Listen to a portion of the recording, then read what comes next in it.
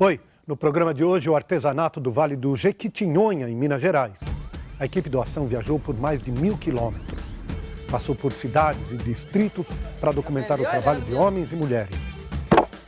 Famílias reproduzem técnicas aprendidas com outras gerações. Da natureza vêm as cores do tear mineiro e da cerâmica. O barro vira arte e fonte de renda. No Parque das Sempre Vivas, a preservação da flor usada em arranjos. O Vale do Jequitinhonha é conhecido pelos baixos indicadores sociais, pela natureza e pela herança cultural. A maior riqueza está entre as famílias que vivem e produzem alternativas de renda com a arte popular, que a gente vai ver agora. Vamos lá.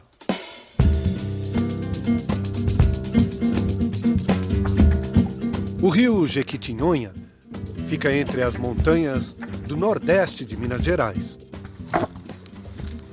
Os moradores de dezenas de localidades do vale mantêm as tradições do trabalho manual. E são muitas as habilidades artísticas dos habitantes do Jequitinhonha. Meu nome é José Sebastião Vaz, mas eu tenho o apelido Zé do Ponto. A oficina do artesão fica na cidade de Chapada do Norte. A matéria-prima, o couro, seu Zé busca no matadouro da cidade. Esse tipo de artesanato, desde é o que eu aprendi com meus pais, né? Mas a técnica foi aperfeiçoada em cursos de capacitação. Hoje, a produção é vendida em lojas das grandes cidades. Eu faço esse aqui chama um banco de um suporte para telefone, né? Entendeu? E pode ser também um banco para a pessoa descansar. Em vários municípios, os artesãos têm a chance de vender a produção dentro do conceito do comércio justo e solidário. Uma das responsáveis, a ONG Mãos de Minas, atua junto aos grupos e associações. Eva anda 1,5 km para buscar a matéria-prima. Hoje eu vou deixar ele secar para depois eu socar para fazer a peça. Na região de Turmalina, em Minas Novas, as mulheres dominam a técnica de transformar o barro em objetos de cerâmica.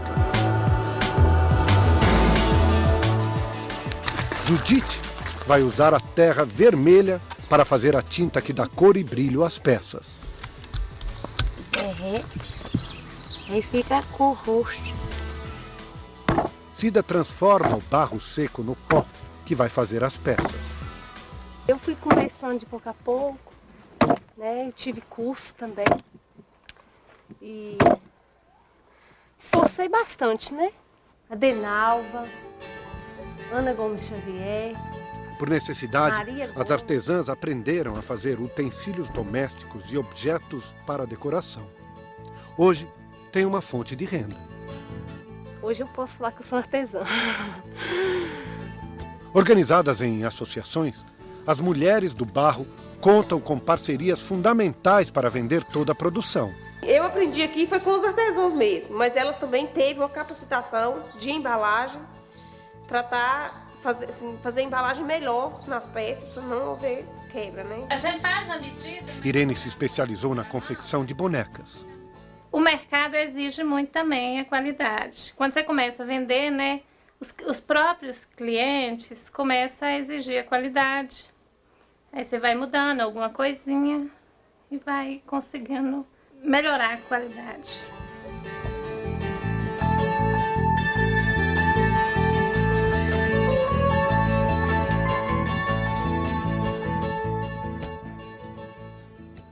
Muito bem.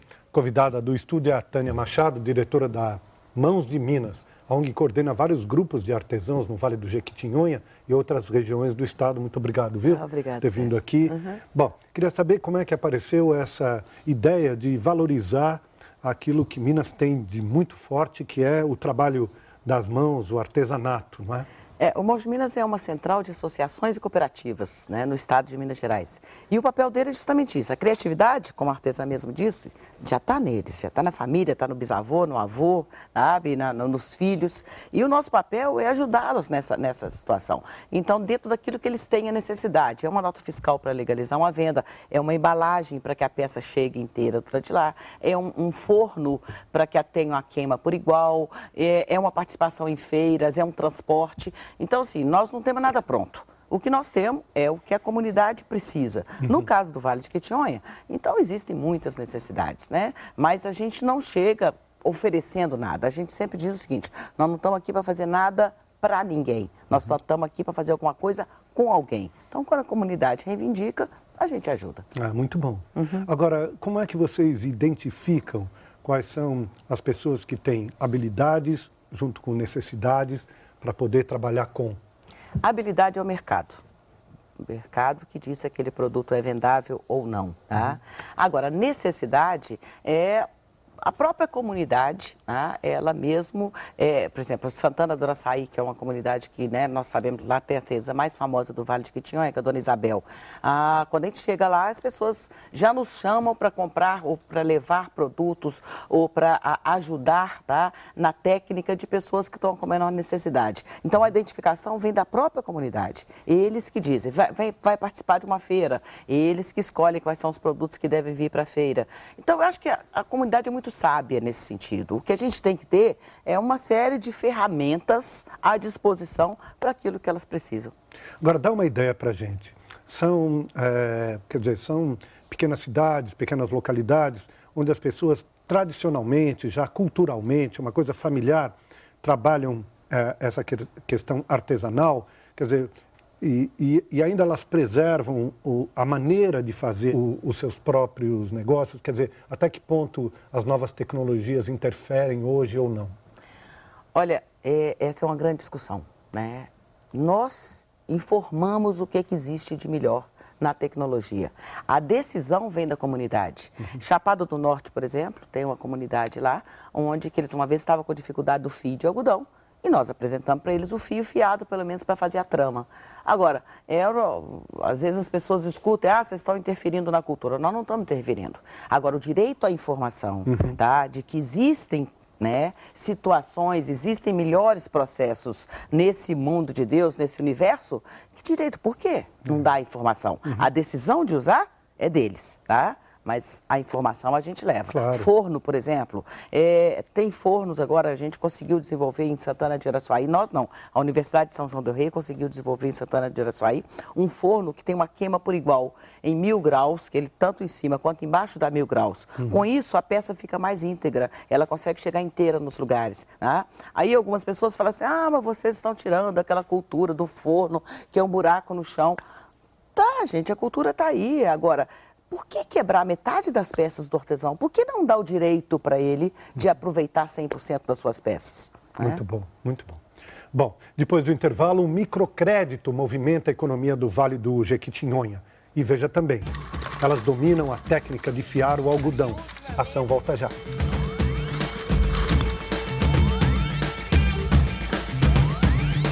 Multicoloridos, homens, multicoloridos, andam, sentem, amam, acima, embaixo do mundo. Ação de volta, hoje mostrando o artesanato mineiro. A ONG Mãos de Minas, em parceria com outras associações, também ajuda as famílias a estruturar o negócio financeiramente. São empréstimos do Banco do Povo.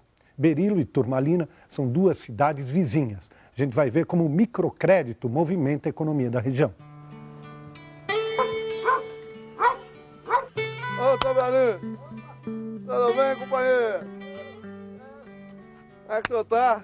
A visita de Daniel, agente do banco, é para fechar um contrato de empréstimo.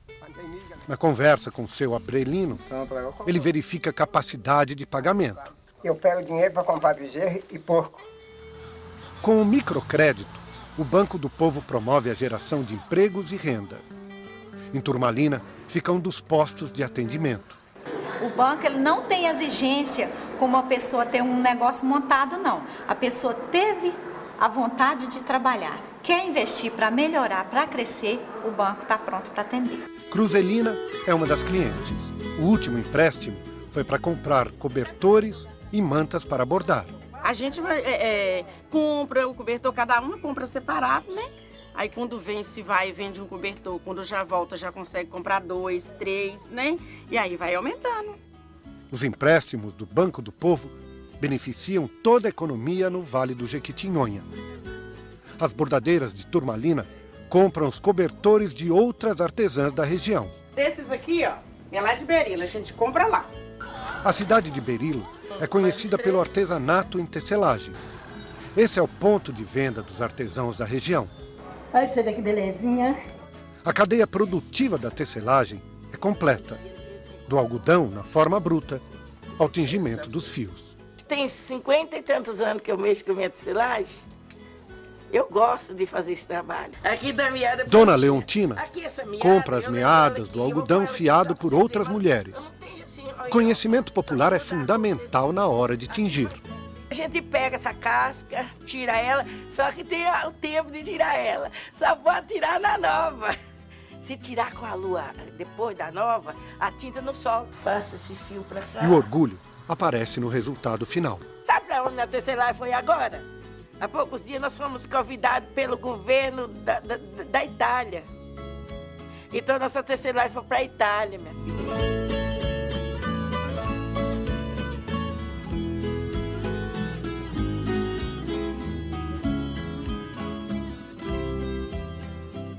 Genial. Isso é interessante, porque o fio é fiado em chapado, tecido em berilo e bordado em turmalina. Puxa. Então eles mesmos já complementam a cadeia lá. Né? E o Banco do Povo entra também, ajudando no financiamento, não só do artesão, mas você viu o produtor rural também. Então lá nós somos um grupo, é o Mãos de Minas, é o Centro Cap, é o Banco do Povo, é o Terra Brasilis e é o IQS, que agora está dando o selo de qualidade da produção. Agora, quanto tempo demorou para vocês terem essa ideia de que era necessária essa união? Não, uma coisa foi puxando a outra. O Mãos de Minas começou em 83 como projeto de governo, em 88 virou uma associação. Quando ele começou a se meter com treinamento, aí houve a necessidade de se criar o Centro Cap, aí o Centro Cap mexia com financiamento, houve a necessidade de criar o Banco do Povo, aí houve a necessidade de criar o Terra Brasilis para a questão ambiental, aí agora houve a necessidade do IQS, que é o selo de qualidade, e o sonho nosso é um dia criar uma faculdade, chama-se Faculdade Viva, onde que a graduação vai ser detalhe, o importante é a informação. A gente quer fazer uma parceria com as universidades e pegar vagas existentes, uma aula daqui, uma aula dali, para que o filho do artesão tenha a oportunidade de receber o conhecimento. Muito bom. Não, e como a gente já conversou, a questão da tecnologia, do financiamento, da economia é fundamental, mas a habilidade que essas pessoas têm, a cultura que essas pessoas têm, isso ninguém vai tirar. Isso é delas. E o que a gente fica feliz é de que saber que o filho do artesão hoje está querendo ser artesão. Há 20 anos atrás, quando a gente começou, diversas vezes a gente chegava nas famílias, só estavam as mulheres, porque os homens tinham ido para frente de trabalho. As filhas, quando chegavam na idade de 15, 16 anos, iam ser empregadas domésticas nas grandes cidades. E hoje não. Eles estão ficando em casa e estão vivendo e tendo dignidade com o artesanato. Poxa, muito bom. Bom, na região de Diamantina, as artesãs usam a palha de milho como matéria-prima. Outro grupo participa de um projeto de preservação ambiental das Sempre Vivas, uma planta nativa da Serra do Espinhaço. Vamos lá, vamos ver.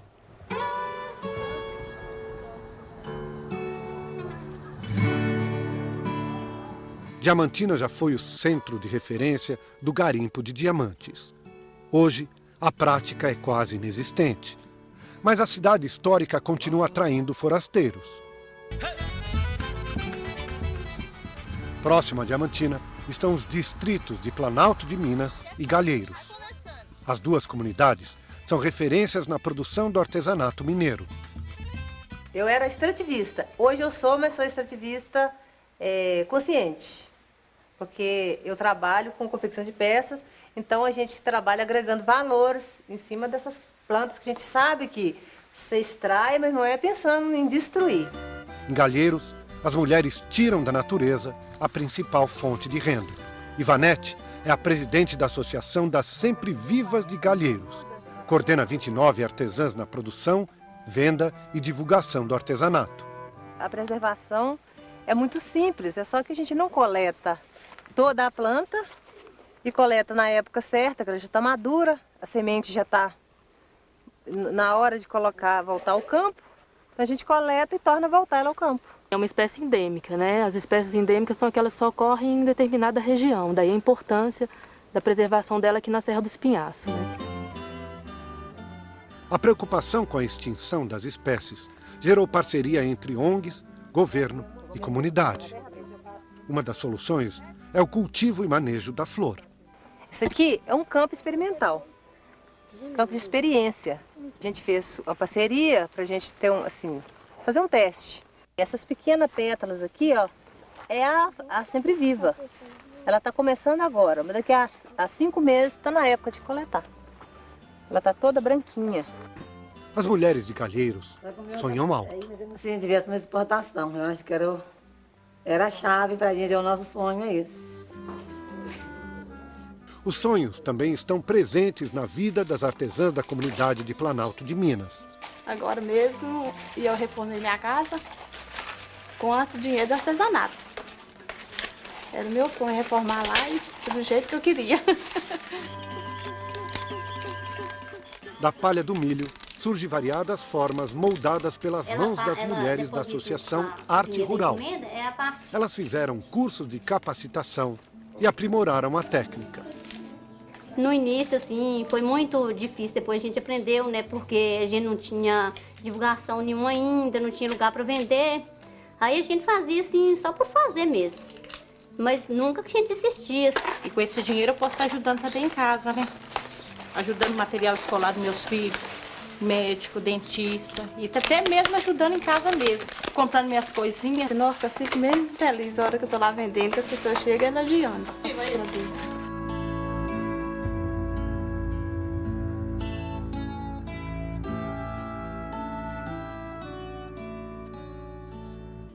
Nossa, que ótimo. A Sempre Viva foi um desafio, né? Porque quando a gente começou a trabalhar, ele só era extrativista e ela estava a 100 quilômetros já de Calheiros. E a gente tinha que convencê-las a trabalhar com artesanato sem dizer para elas que elas tinham que trabalhar com artesanato. Então foi um processo de mais de 6 meses de conversa para lá e conversa para cá. E aí um dia elas decidiram que elas iam fazer artesanato. E hoje, com o quê? Com 10 gramas de flor, elas ganham mais do que elas ganhavam com 10 quilos de flor. Puxa. E estão preservando, estão mantendo, buscaram as lojas. Elas são as gracinhas. Agora, como você já disse, pelo menos até agora que a gente vê, a grande maioria mulheres. São não mulheres. É? E são mulheres hoje com uma clareza e consciência em relação ao meio ambiente, com clareza financeira, com ideia já de como adquirir um crédito, não é? Com algumas novas técnicas também. Como é que isso influencia dentro da família, do lado masculino também? Não, engraçado que no princípio a gente chegou a ficar preocupada, assim, talvez há 10, 15 anos atrás, os maridos às vezes ficavam um pouco com ciúme, sabe? Das Eu estou falando até pelo contrário. Tá? Não, mas assim, houve aquela coisa, e elas também, mas não. Aí, com o tempo, a informação, a discussão, a maioria dos maridos são os maridos que saem para vender, às vezes, na entre-safra, enquanto eles não estão na roça e eles ajudam nas feiras. Então, assim, e os filhos começaram a ter orgulho da produção da mãe, do pai, do avô, etc. Então, assim, aquilo já começou a virar uma coisa que é importante ser artesão, é digno ser artesão, é cidadania ser artesão. A gente pode falar dessas famílias, qual é o percentual de participação de renda entre mulheres e homens? Não, eu não tenho esse número exato. Eu sei te dizer o seguinte, como é uma discussão da comunidade, é uma discussão da família, tá? Então, o homem, ele acaba, o filho, o marido, ele acaba também participando disso aí. Ele acaba influenciando nisso aí, ele acaba se interessando nisso, tá? Agora, no que diz respeito, por exemplo, ao Vale de Jequitinhonha, ao barro, à tecelagem, a própria Sempre Viva, eu acredito que 80% da renda familiar venha do artesanato. Tá? Incrível. Porque a parte de agricultura é uma parte somente de sobrevivência. Então eles trabalham e quando eles vão para as frentes de trabalho, e muitas vezes eles não ganham tanto quanto ganhariam apoiando a família no artesanato. Bom, muito bem. Só repetindo, vocês estão em quantos projetos desde os anos 80? Eu não tenho muita conta não, mas Minas Gerais tem 853. Nós já trabalhamos no todo o Brasil, na parte de metodologia, mas assim, constante como Mãos de Minas Gerais tem 853 municípios, eu acredito que a gente já trabalhou em mais de 300. A gente não faz muito essa conta não, o importante é saber que onde tem um artesão precisando de ajuda, tá? A gente vai lá e ajuda. Eu acredito que mais de 300 a gente já trabalhou. Muito bom. Na página do Ação você encontra outras informações sobre o nosso programa. Anote aí o endereço, g1.com.br/ação. Sugerir uma reportagem para a gente, escrever para ação@redeglobo.com.br. Queria agradecer demais a tua vinda, desejar um super beijo a todo mundo que está envolvido com esse projeto já de tantos anos, longa vida a ele. E, por favor, gostaria que você assinasse o nosso painel. Tá, muito obrigada. Eu que agradeço, tá? Eu vou assinar lá. Dá licença. Obrigado. Semana que vem a gente está voltando. Tchau.